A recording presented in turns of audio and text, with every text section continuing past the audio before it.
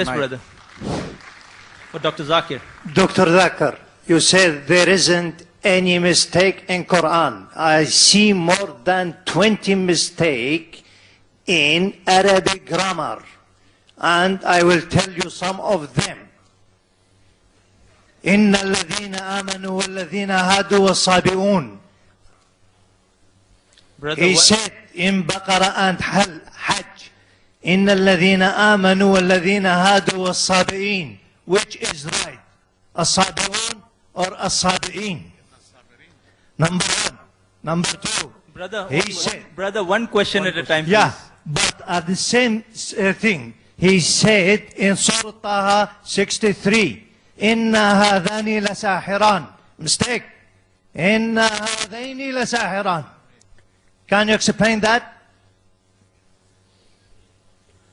And there is more than that mistakes. Brother will allow you only the first part of the question. The second part will not allow because we have stated we'll allow one question at a time so others get a chance too. Okay. The brother has asked a very good question. I would like to be more concordant and agreeing. He has mentioned all 20 grammatical points. And the book is referring to Abdul Fadi. Abdul Fadi, correct? Is the Quran infallible? I can see some things. Yeah. Alhamdulillah, my side is good.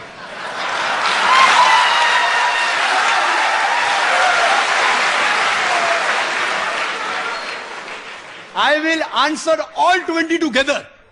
Because I've read the book. I'll answer all 20, inshallah. Inshallah. Point number one, brother. Point number one. Point number one to be noted that all Arabic grammar is taken from the Quran. Quran was the highest Arabic book. A book which has the maximum level of highest literature. All the Arabic grammar has been derived from the Quran. Quran is the textbook of grammar. Since Quran is the textbook of grammar and all the grammar is derived from the Quran can never have a mistake. Point number one. Point number two. Point number two. Point number two. It is like, taking a ruler and the ruler is there, has a measurement and you're saying the measurement is wrong.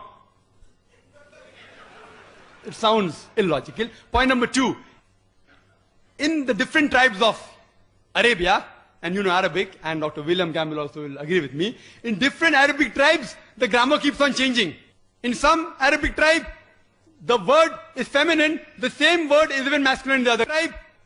Same word, in different tribes, the grammar keeps on changing. Even the gender keeps on changing. So will you check Quran with that faulty grammar? No. And furthermore, the eloquence of Quran is so high. It's so high, it is far superior. And, there are various books. On the internet you go, 12 grammatical mistake, 21 grammatical mistake, Abdul Fadi, 20 grammatical mistake. Do you think the Christian people took out these mistakes? Who took out these mistakes? Do you know who took out? The Muslims.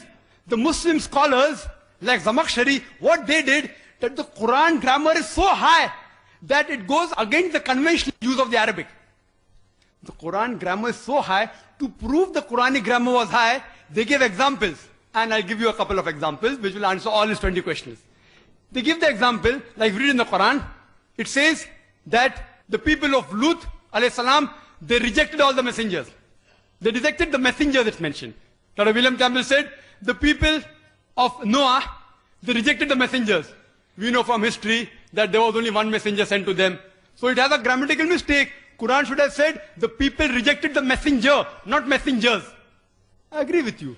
With layman grammar like how you and I know, it may be a mistake. But if you read the books written by Arabs, what is the beauty of the Quran? The beauty of the Quran is, why does the Quran refer messengers instead of messenger? You know why? Because we know that the basic message of all the messengers was same. That there is one God. About Tawheed, about Allah subhanahu wa ta'ala. By mentioning the people of Lut alayhi salam, the people of Noah rejected the messenger. It says by rejecting Lut alayhi salam, they are indirectly rejecting all the messengers.